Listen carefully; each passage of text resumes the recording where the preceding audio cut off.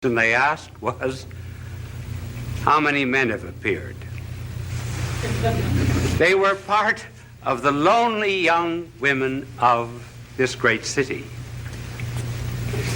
And then I know of an old woman who stays up every night until 12 o'clock to hear the announcer say, "We are now signing off. Good night, and have a good sleep." That relieves her of her loneliness. There was really and truly, a woman wrote to me and told me that my program was the only one to which her cat ever listened. So our subject tonight has to do, to some extent, with loneliness. It affects all ages. Children are lonely. 5 million of them belong to divorced parents in this country. Boys get lonely. That's why they join gangs, because they get power which they do not individually have. Young girls are lonely when they get a pimple on the nose. Older girls are more lonely still when the boy treats them as a glass, throws the glass aside after he has taken the drink. They find then that they're just a replaceable part in the great erotic IBM machine.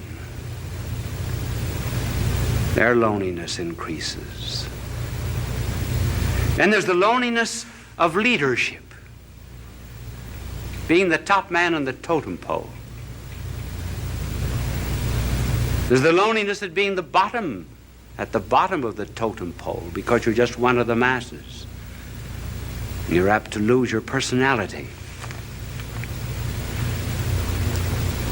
The loneliness sometimes of marriage, where all the jokes have been told. There's no new event to narrate. And it's the terrible solitude of being alone together. And then even when it does remain fine and noble and rich, even in moments of greatest unity, there is a feeling of apartness after such an ecstasy. One hopes to completely submerge oneself, and yet one finds oneself back again.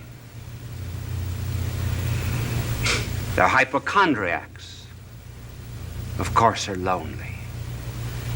And so we were asked to talk on this program about this subject of loneliness. And I'm going to give, after these facts, which we've just narrated, I'm going to give first the causes, and then I'm going to suggest some remedies. Now, I didn't know whether to use the blackboard or not. My angel is here, and I cannot think of any diagram that I could use. Just write causes on the board. So I'm afraid I will not be able to use my angel, but just before I came on the program, he wanted to know if I would play a game of golf with him tomorrow. And I told him that I was not old enough for golf because I play tennis twice a week. When I get old, I am going to play golf, and I'm going to have a wagon, too, to take me around from hole to hole. But he was telling me that the other day he was playing golf, and he drove off 225-yard hole it was, and the ball went right into the cup. And he looked up to heaven and he said, "Dear Lord, let me do this by myself." He's not a lonely angel, as you see.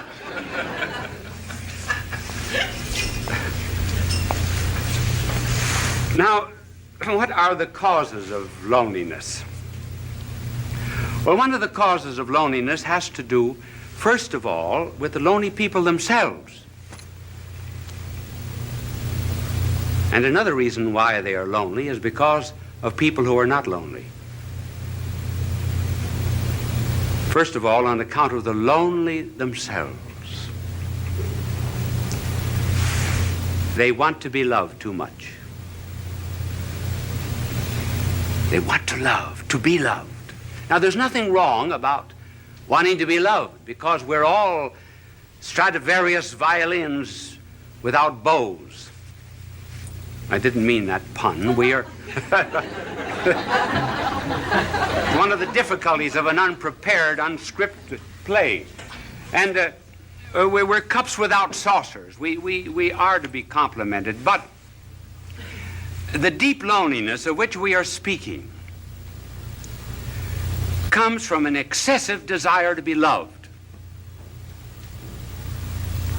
The more I want to be loved,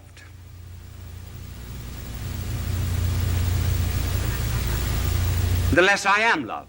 The less I'm loved, the less lovable I become. The less lovable I become, the less I am capable of loving others. And that's how, by a desire to seek only oneself and to please oneself, one gets caught like a bird in a fowler's net. And the more one struggles to get out of this loneliness, the more one is captured by it. And just take some concrete examples of this desire to be loved. I know of a mother whose daughter was away at college. And she used to call up the daughter every night. Would keep the daughter on the phone for an hour and protested to the daughter that she was not appreciated as she should be. And because other girls in this college wanted to use the phone, she said to her mother, "Mother, I'm forbidden to use the phone anymore." One day, the superintendent had sent for her, and she was unable to answer the phone, and she told her mother, "Send someone to answer the phone for her." The mother said, "This is the end." And she refused to see her daughter again. Thus, by wanting too much to be loved without loving, one loses even the love that one seeks. And then there was a fiancée. She used to. I wonder if any of you young women in the audience ever do that. Do you know what she would do? She would write down in a book every time the boyfriend called how long he spoke. She also wrote down how often he wrote and how many words he wrote in each letter. She felt that she wasn't loved enough, so she began writing herself anonymous letters, threatening her. And she said that these letters came from a well-known author in the city. And finally, she was exposed by this man whom she blamed, and eventually the marriage was broken off. She just loved too much, loved to be loved. And then there was the wife who felt that her husband was paying no attention to her, insisted that he stay away from work. She wanted to go to a picnic, wanted to go to the beach, and he found excuses many times, and finally he lost his job. The marriage broke up. So one of the principal reasons of loneliness, therefore, is this egotism which seeks only oneself. And you can already see the cure anticipated by the mere fact that we mention this cause. But then there's another cause of loneliness, and that's on the part of the people who are not lonely. They do not bring any love to these people.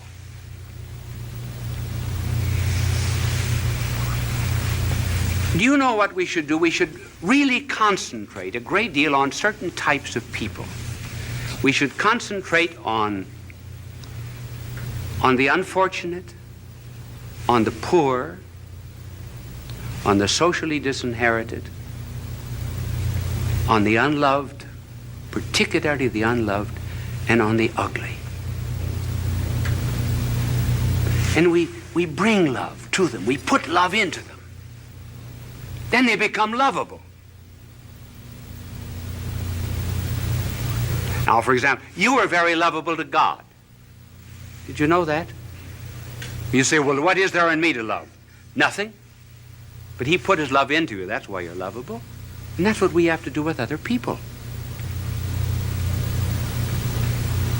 And so the loneliness of these people is increased also because the rest of us will not listen to them. Listening is a therapeutic. There was a psychologist who formulated a marriage case that involved sexual, financial, social, and legal complications. He went to 100 clergymen and 100 priests to present the story, and he carried the stopwatch with him. Do you know how long they listened? The average was 2.5 minutes. Then off-the-cuff answer. They refused to listen. They refused to care. George Bernard Shaw has something rather good on that subject. In his play St. Joan, King Charles says to Joan, "Why do not the voices come to me? I am the king." And Joan answers, "They do come to you, but you do not hear them. You have not sat in the field in the evening listening for them. If you prayed from the bottom of your heart and listened to the thrilling of the bells and the trilling of them after they had stopped ringing, you would hear the voices, just as I do." In other words, listening is a therapeutic, a cure for lonely people. We do the same thing with our prayers. We wouldn't do to a doctor what we do to God. Would we go into a doctor and mumble off all of our symptoms and then say, "Bye, doctor"? Not listen. So listening on our part, refusal to listen, is one of the causes that intensifies this forsakenness. Now, what is a cure? Well, there are several cures, and we will just have time to mention one that is very important, namely caring for other people. When we're lonely, go out and serve. Then loneliness goes out through our fingertips. Our heart opens. The Chinese have a proverb, if you're without shoes, go out and find a man without any feet.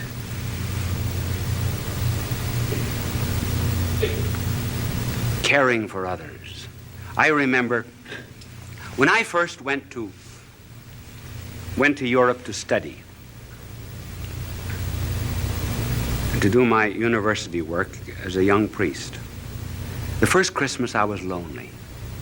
I was really lonesome. I think it was the only time in my life I was lonesome.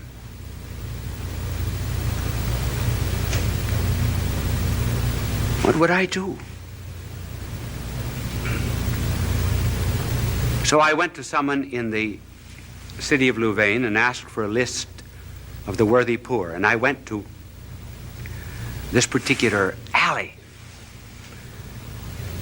It was the wrong address, actually. I got into Rat Alley. And when the door opened, there, earthen floor, was a blind father at a stove. 10 children barefooted around the stove. A ladder leading up to the second floor. One bed upstairs, bed downstairs. The children slept crosswise. I asked the family what they had. This was Christmas Eve, what they had for dinner, and she opened a bag of straw. The children had no sabots, no wooden shoes. I took care of them for 4 years while I was studying at the university. Got them jobs, rehabilitated them. I felt at times perhaps they were drawing on me. But do you know that the day that I went up for my examination as a professor at that university, as I went in at 9 o'clock to face 200 professors, I saw the whole family coming down the street. I asked them where they had been. They said, for the last 2 days, we've been at a shrine praying for you that you would pass the examination. We walked all the way back. I was never lonesome again. That's the cure. Helping the neighbor. But here's something to remember, too. We think we should not be lonely. In this age of psychiatry, there are 2 or 3 conclusions that our world has drawn which are false. One is that we should never have a tension. Certainly we have tensions. We must have them. We've got body and spirit, and they go in opposite directions. They have 2 different landing fields. Certain tensions are normal. If we didn't have them, we would be abnormal. And then we're lonesome. Sure. There's a metaphysical loneliness. Perfection is not here. This is not our home.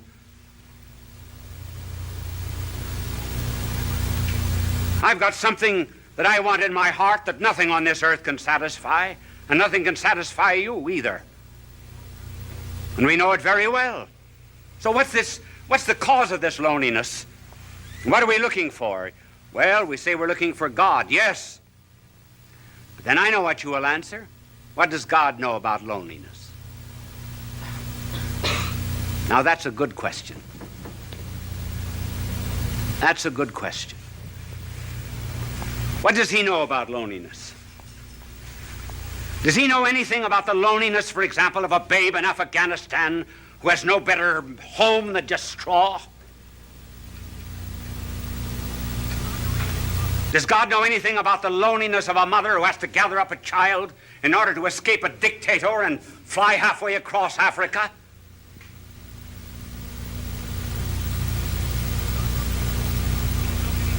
Does God know anything about the loneliness of a man that's born on the wrong side of the tracks? Who's isolated socially from people simply because his hands are calloused with common labor and is denied decent society? Sure, does God know anything about that kind of loneliness, for example, in which one is expelled from a city, disowned by one's own people? Does he know anything about the loneliness of being deserted by friends? Does he even know anything about the loneliness of feeling doubts? Doubts even about religion, doubts even which one cries out, "Why hast thou abandoned me?" Does God know anything about these things? Yes, those are good questions. Now suppose that there was a figure that came into all of this loneliness and so immersed himself in it that he would not immunize himself from it, would not cut himself off from it. Would you, for example, be the only one on the battlefield that was whole and not help any of the wounded? And so if there was a figure that came into this world of ours and refused to isolate himself from loneliness and felt it so much that blood poured out from his body, felt loneliness so much that as if all the robberies of the world were thrust into his hands, as if he himself were guilty, that felt all loathsome carnality so much that his flesh was hanging from him like purple rags.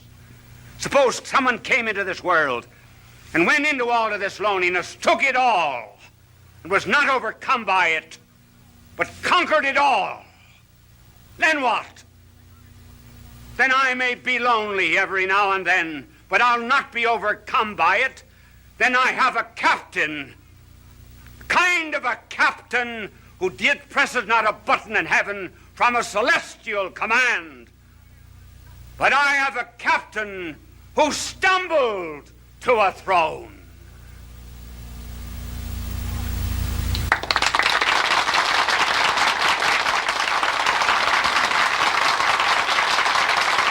Bishop Sheen will return in a moment.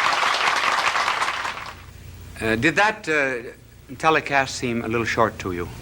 Actually, I was just informed that we were 1 minute short. Now, I have a clock before me over there, and I keep my eyes on it. But this clock here was right. I finished 3 seconds before the time. But up in the control room, that celestial command that I just talked about, they figured it wrong by 1 minute. So they asked me if I could, instead of coming out for a very brief closing, come on and talk to you for 1.5 minutes. Now, you are put to the test. If that telecast seemed very short, you are enjoying it. We would say time passed like anything. If you were not enjoying it, it seemed very, very long. As a matter of fact, this 1.5 minutes will seem interminable to you. Now, I want to tell you, my good people, that I have to leave you now. Are you a bit lonely? I am. I'm lonely too. Bye now, and God love you. Fulton J. Sheen is indeed a man for all seasons. He walked a paced beat, allowing us to glimpse his nature and ponder its worth and to enjoy its presence. Bishop Sheen authored over 90 books. He broadcast countless radio and television programs and ministered in many parts of the world to people of every belief. As he said many times, it is not a unity of religion we plead for, but a unity of religious people. We may not be able to meet in the same pew, but we can meet on our knees. The bishop wrote 94 books, recorded countless radio shows, and appeared on hundreds of network and syndicated television programs. His legacy is... And when they finally came up to the front row, where I could see them very well, I leaned over and I said to one of them, I said, "What's the idea of taking up a collection during this lecture?" He said, "To get better speakers for next year."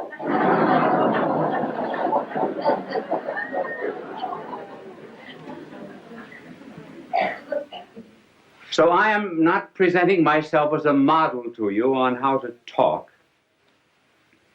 It's just merely that there have been so many letters coming to me asking me to give a few suggestions that I will give them to you. They are only personal. They may not apply to everyone, but I will give them to you for what they are worth. If I can talk now, I certainly couldn't always talk. There came a turning point in my life. It was in college when I was a freshman. I was on the debating team, which was in the college that I attended a great honor because they put a tremendous premium on debating. I thought I was good because, after all, I was picked as a freshman. I had to be good. And the night before the debate with Notre Dame University, the coach of our debating team, Father Bergen, called me over to his office and he said, "You are the worst talker we've ever had in this college." Well, that was a terrible shock to me. I said, "Well, if I'm so terrible, why did you pick me on the team?" He said, "Because you can think, not because you can talk." But he said, "You're going to learn to talk before you leave this room. Take a paragraph out of that speech, any paragraph you like." I remember we were talking on the Merchant Marine. I'll never forget, the paragraph began, "I think it needs no argument to prove," and so forth. So he said, "Stand up there against the wall," which I did. Now he said, "Go over that paragraph." the end of it, he said, "Do you see your mistake?" I said, "No." "Go over it again." Went over it 1 hour, 2 hours, 2 hours and a half. I was dead. So was he. And every 2 or 3 minutes, when I finished it, he would say, "Do you see your mistake?" I said, "No." But being naturally quick, after 2 hours and a half, I saw it.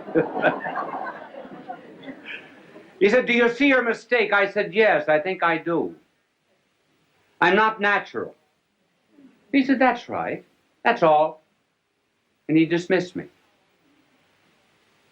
You notice how often speakers, as soon as they get up in a platform, or ministers or priests in the pulpit, everything changes, their voice changes, their attitudes, their poses. I think many prayers that we say are, we're not talking to God. We're talking to an audience, particularly prayers at banquets, and inaugurations and so forth. And we put on artificial poses. "Oh God, we ask thee to send down upon us thy benediction, thy blessing upon the sailors who are at sea, the merchants at their counting table, the lawyers at their bar." Well, that's not the way people talk. So, being natural and preparing a talk, what would be some suggestions? Now, the way I prepare a talk is not perhaps the way everyone would want to do it, but I can only give you my way. In order to prepare a talk, one must do a tremendous amount of reading. Each one of these telecasts of mine would represent between 20 and 40 hours of study. When I get through, what have I got?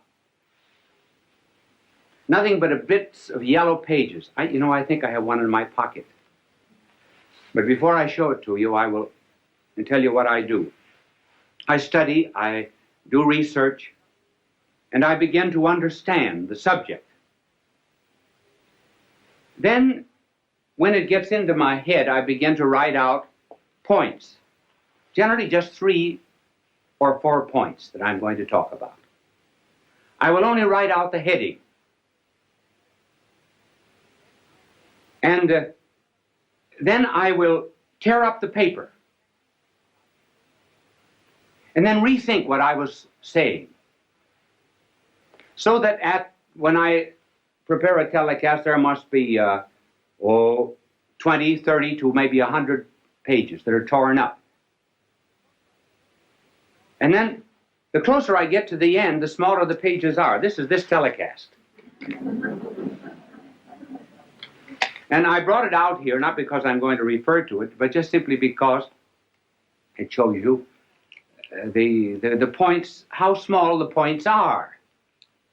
And by doing a tremendous amount of study, the mind creates an atmosphere for the talk.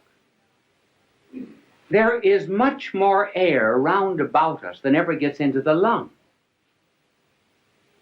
There's more food at the table than ever gets into our stomach. There are more things to see in nature than ever comes into the eye. And so when one rises to give a talk, one should have an atmosphere, a certain ambient knowledge round about that one can pull in this idea or that, as it were, from the air while you're talking. So that instead of writing out the speech, word for word beforehand, and then memorizing it like this, one thinks it from the head out. That's the reason you tear up the paper, so you don't have any information. You have to think it. Then you write down the ideas again. Well, by the time you get up to talk, you've already given the speech 10 or 15 times. And incidentally, it isn't a bad idea sometimes to talk out loud. If you can find a place in this day and age where you can walk and talk out loud without being counted crazy. How often, for example, students are asked to explain something. They think they know the lesson. When they get up, it's not there. And why? Because they were consecrated and dedicated to a dead page. Never went through their mind.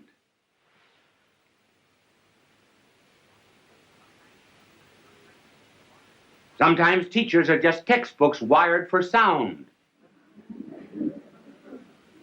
And studying is nothing but what is in print, passing from the mind of the book to the notebook of the teacher, or rather from the notebook of the teacher to the notebook of the student without passing through the mind of either. Now, this method of preparation is not, is hard. It's very much easier to write something out and then to learn it than to do it this way.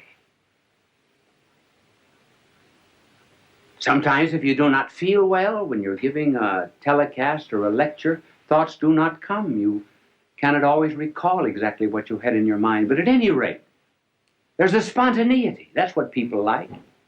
Even the mistakes you make. Now, one of the reasons, for example, why people like to have me draw is because everybody in the audience can draw better than I can. They feel they're far superior, and rightly so. So if I make a mistake in talking, fine. That's good. They say, I could do it just as well as that. And they can. This method, while it's harder and is a wonderful preparation for absorbing knowledge, has difficulties. One difficulty is that there are some people who give speeches who must write them out. For example, the President of the United States has to have his speeches written because every word is important. Then, too, there are some things that are not worth learning.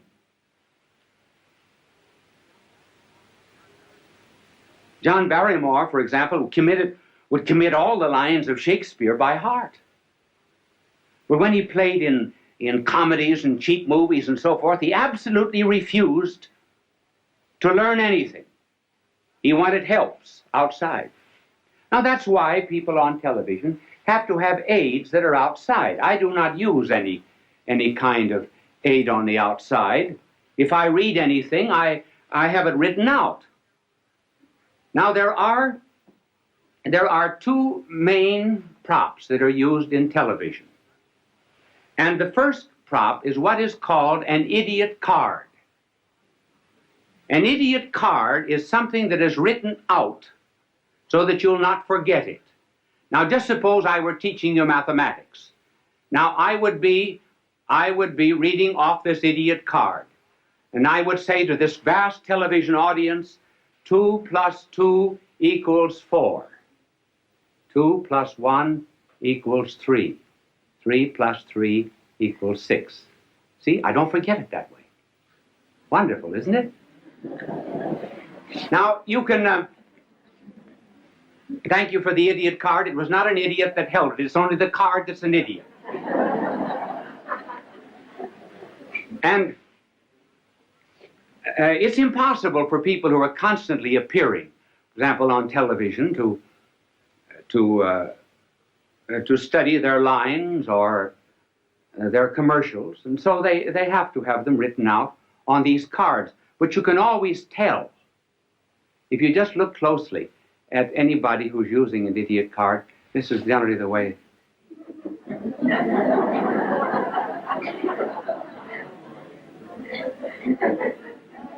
So do not be hard on them. If I were saying something that was not worth committing to study, I certainly would use one too.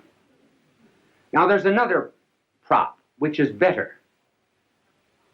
And that is what is called a teleprompter. And a teleprompter will have a whole speech on it. For example, when you hear people giving speeches on television, 999 out of 1,000 are using a teleprompter if they do not have the paper before them. Many of the commercials which you hear are written on teleprompters. And a teleprompter rose. I was watching a television show once where the teleprompter got caught.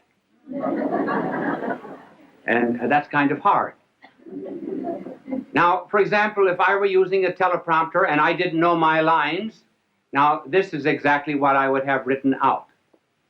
My name is Bishop Fulton J. Sheen. My address is 366 Fifth Avenue, New York. See, then I don't forget. Now, this is the teleprompter. These are some of the aids that are used in television, and television simply could not exist without them.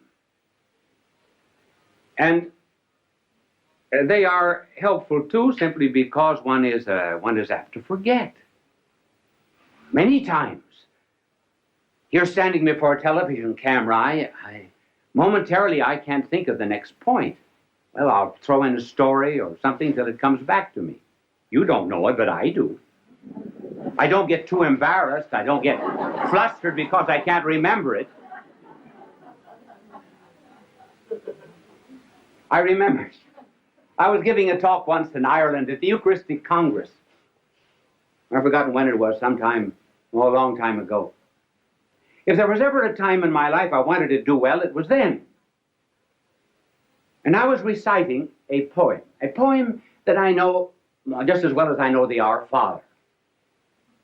It was a poem written by an Irishman, Joseph Mary Plunkett. And the poem was, I see his blood upon the rose, and in the stars, the glory of his eyes. His body gleams amid eternal snows, his tears fall from the skies. I see his face in every flower. The thunder and the singing of the birds are but his voice. And carven by his power, rocks are his written words. And I forgot the next line. The reason I forgot was because I had said something before that the audience seemed to have taken politically. I didn't want it to have political significance. So while I was reciting this poem, I was giving myself an intellectual spanking. And I spanked myself so hard that when I got to the 9th line of this poem, I forgot. And I said to the audience, I forgot. Well, tremendous crowd there, tens of thousands of jaws dropped in disappointment.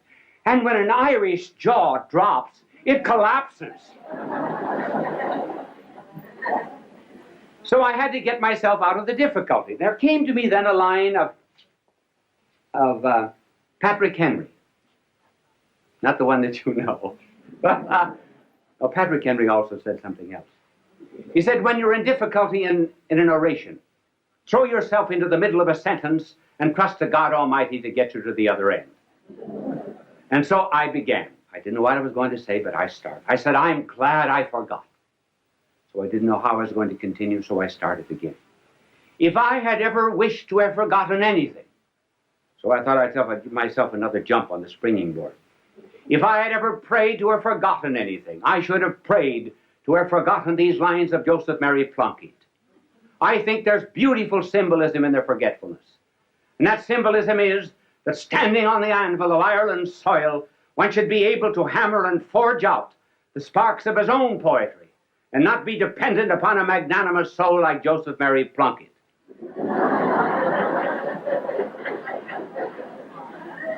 I got no credit for it afterwards because the audience said that was a great trick, pretending you forgot.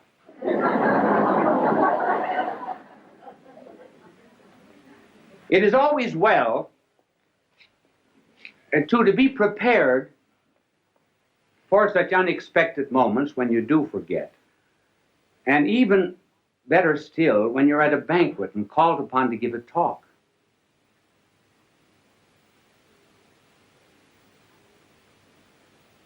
And you have to begin with something that is not too heavy. In fact, one should always begin with something that's not too heavy.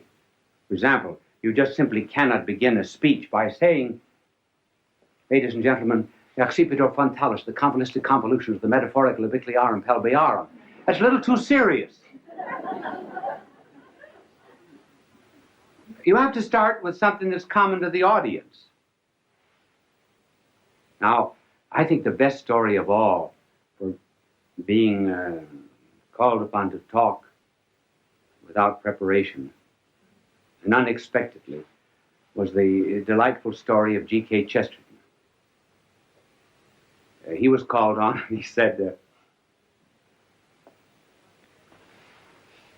during the days of the persecution of the Christians, 2 Christians were out in the Colosseum. And some lions that had been released for 12 days, has been starved for 12 days, were released from their cages. They bounded out across the Flavian sands, were about to precipitate themselves upon the poor Christians. When the Christians reached out their arms, put them around the lion's neck, and began to say something in the lion's ear. Well, the emperor was furious. He came for blood, not comedy, because the lions went back again to their cages without touching the Christians. So the emperor, being furious, ordered other lions that had been starved for 4 weeks released. They bounded out after their prey, were about to precipitate themselves upon the Christians, and the Christians reached out their arms, put them around the lion's neck, whispered something in the lion's ear, and the lions left them and went back again to their cages. The emperor sent for the Christians. What are you doing to my starving lions? Nothing. Nothing but whispering something. But what do you whisper? The Christian said, we say, after this meal, you have to give a speech.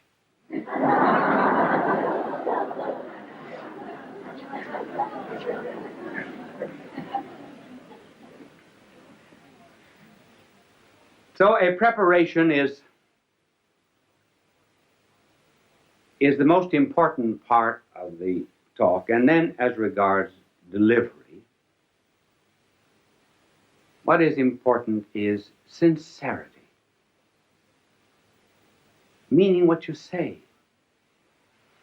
Children are the best judges of anything that's heard on television. I do not mean dramas where there's an artificial emotional interest created. But children who may not understand what is being said, they know whether the speaker is sincere or not. Incidentally, that's a good word, sincere.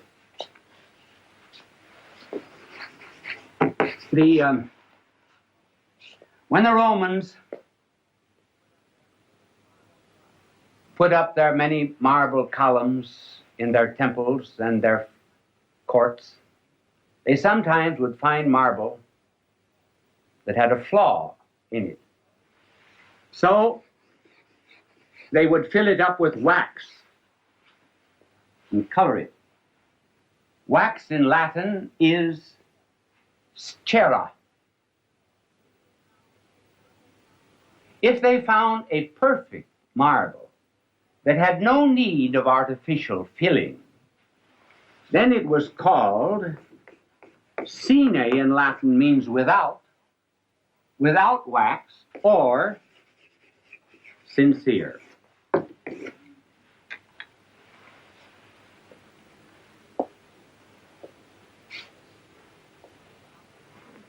This is about the only suggestion that I would give for delivery. One just simply feels what's in his heart, that's all. Out of the abundance of the heart, the mouth speaketh. And one must not be too long.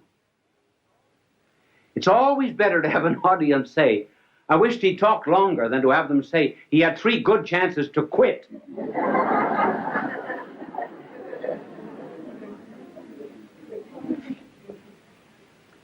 And then too, in the communication of any idea, the secret of a good talk is the secret of fire. Fire has 2 qualities, heat and light.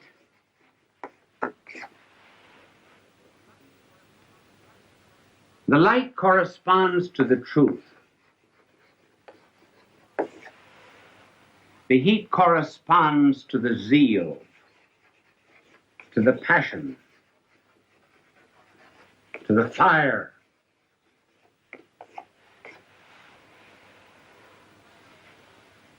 And the fire and the passion come always from the truth. When one is on fire with anything, and really believes in it, all the words come out naturally.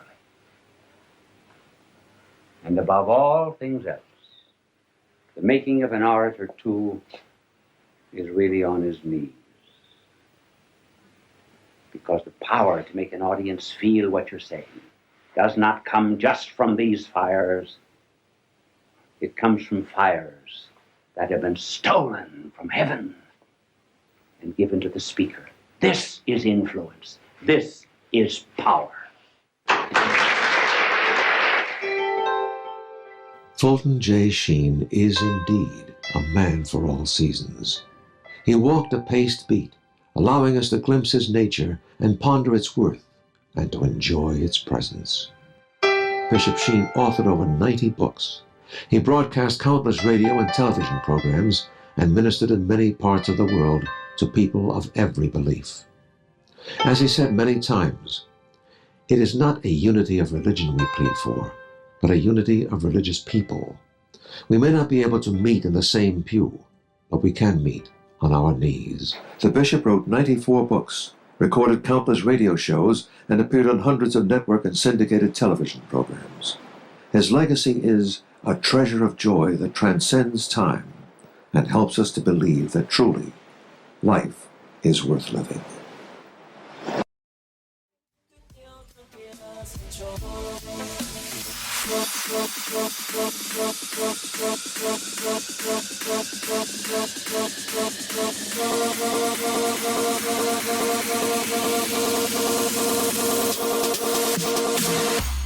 Shake it down.